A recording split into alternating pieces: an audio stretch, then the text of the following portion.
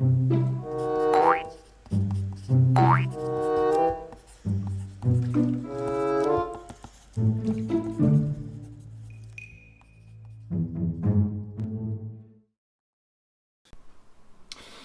how's it going? I'm Enrique. I'm an artist and illustrator, work for a movie company and a few small game companies. Today, I'm going to go over basically a very basic step, a very basic art tip that a lot of people don't emphasize. Some people do teach it, of course, but I see it a lot in beginner art, like all the time, and I see it a lot sometimes in intermediate art. And it's something that's so easy and you don't have to actually practice it. It's just something to know, and then you'll just start doing it, and immediately your art is better. If you're interested in that, stick around. I'm going to talk about it in the following video. Before that, if you like art advice, if you're new, if you want some of the basics of drawing and all kinds of cool stuff, click that subscribe and then click that bell notification so it actually lets you know when I put out a video. It's going to be about maybe twice a week. So that's pretty much it. Let's get started right into it. All right, so let me get into probably one of the most important aspects to drawing that is super simple, but nobody seems to do it. So it's not intuitive to know. So let's go down here to my little dinosaur setup. It's this theropod attacking this ornithischian, right? So he's taking a bite out of his neck there. So right here is where I'm talking about the part. So when you're drawing something, you want to draw through the form. So I see right off the bat, his leg right here is going through, and I'm doing this with pencil, literally drew through the form because you want it to make sense. You want it to, as it goes through something, you don't want the bottom part of his foot to come out over here, right? I mean, that's an exaggeration, but you want it to come out, like in real life, like this is blocking the view, and so this is coming behind. So I literally draw through it, and then later on I go in and I erase that, or as I'm going to go into the inking later, I'm going to erase it. So that's easy, right? That concept? It's easy, but no one does it. Like when you start off, I see that mistake all the time. All the time.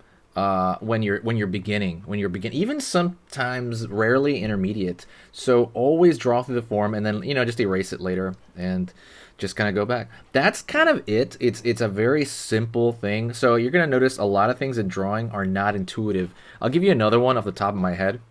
When you're a young child, you tend to want to, or even when you just haven't drawn that much, you tend to want to draw, like let's say you draw a bunch of trees. You want to draw them all evenly, right? But in reality, they're scattered.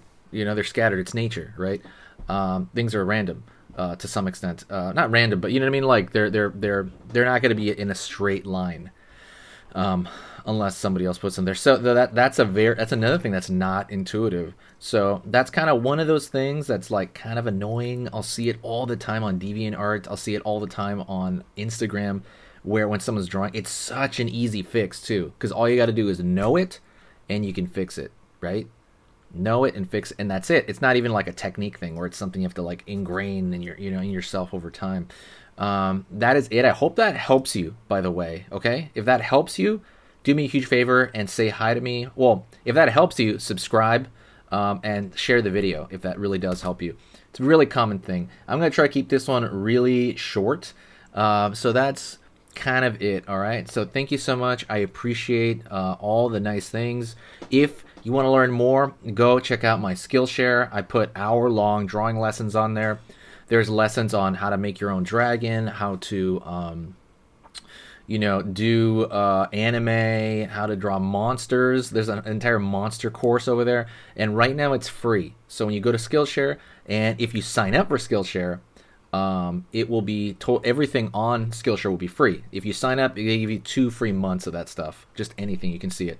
A lot more quality on there than YouTube, in my opinion, because they will delete stuff they find to be not of quality. They will literally delete it. They'll be so. Anyways, that's it. Talk to you later. Hopefully, have a great day, and let me know some ideas for video ideas. Talk to you later. Okay. See ya.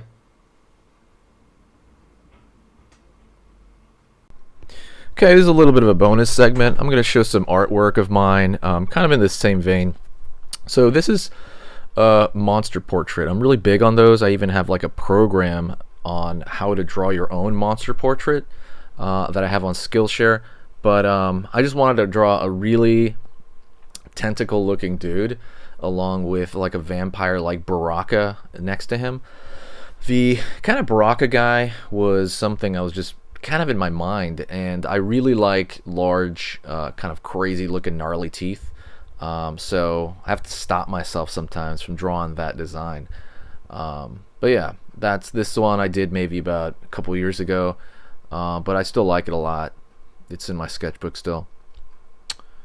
This one here is an inking I did. It's essentially what I was thinking of was, let's just say they weaponized zombies. Maybe the government took them and put bombs on their back or something inside them, or maybe, you know, kind of powered them up a little bit, like a super zombie, and that's kind of the idea I had for this guy. I did it more in black ink. I just thought that was a cooler look for this design. And another one is just, you know, it's in my sketchbook. I did this maybe within, I think within the year, but really fun to do. I really like the contrast in the fire part. You know, I really wanted to do that effect. Kind of adds a lot to the overall design. But I might do more of these. These are pretty neat looking back on them. Alright, this one I really love as well. This is a samurai crossed with like a tiger. At least that was the idea I had initially, and so essentially that's kind of where I took it. I turned the tail into a bit of a devil tail.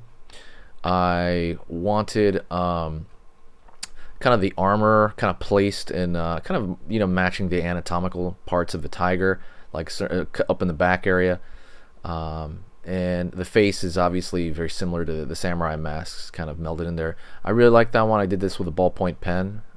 So yeah, still one of my favorite ones. And I just love Japanese culture, so of course I should do more of it. And then the last one here we're going to go into is, this is Sonic. I was thinking of Sonic the Werehog and what he would look like a little bit more realistic in my style. And this is kind of what came out, essentially. Just kind of like a crazy version of Sonic that I thought was really weird. If you like this bonus stuff, if you want me to show more of my art like this, hit the like button if you made it this far, and make sure to watch a lot of the videos, and I'll start putting them in at the very end as a bonus. Just kind of showing you what I'm working on recently. But that's it. Thank you so much. You are amazing if you made it this far, and you know, I hope to see you soon, and hopefully you know, you can always reach out to me. I'm pretty approachable. I'm going to start posting a lot more on this channel. See you later.